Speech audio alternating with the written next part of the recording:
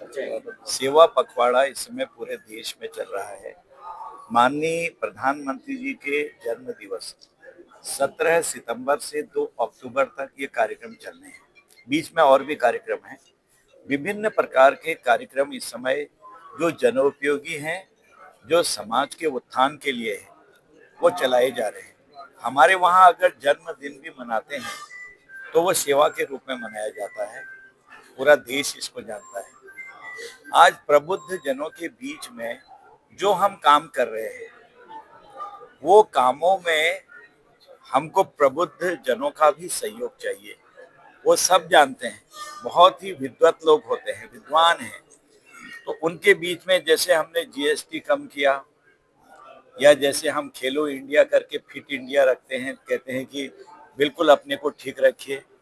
खाद्य में उसके पीछे एक दूरदर्शिता है, कहा कि 10% तेल कम कर दो कहीं पर भी।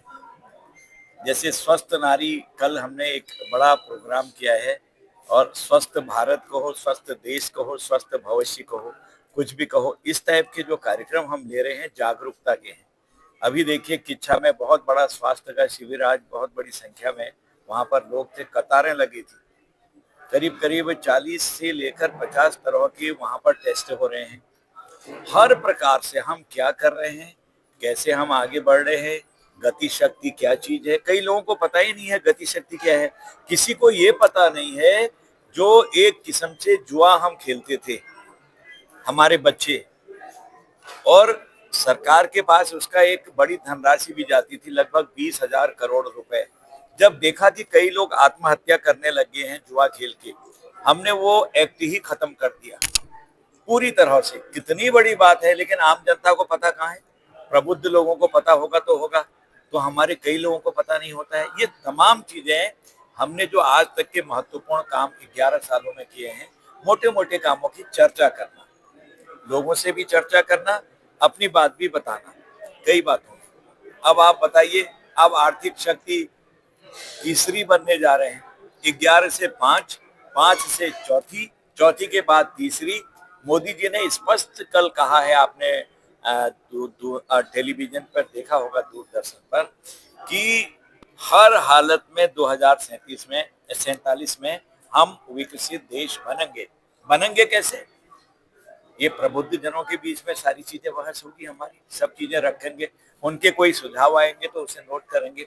तो इसलिए ये पखवाड़े हैं। अभी देखो, चलो 25 से लेकर 32 मिनट तक होगी, सारी चीज को देखा जाए तो उसको भी प्रबुद्ध जनों को दिखाएंगे किस तरह से, कहां से उठकर मोदी जी यहाँ तक आए। अगर हौसले बुलंद हैं तो कोई रोक नहीं सकता आपको प्रोग्रेस करने से, आपके देश को नहीं रोक सकता है।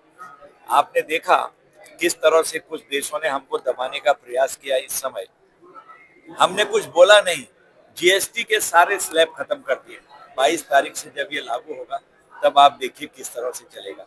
स्वदेशी अपनाने के लिए कहा है, ये जीएसटी में स्वदेशी को भी बहुत बड़ा पावर मिलने वाला है।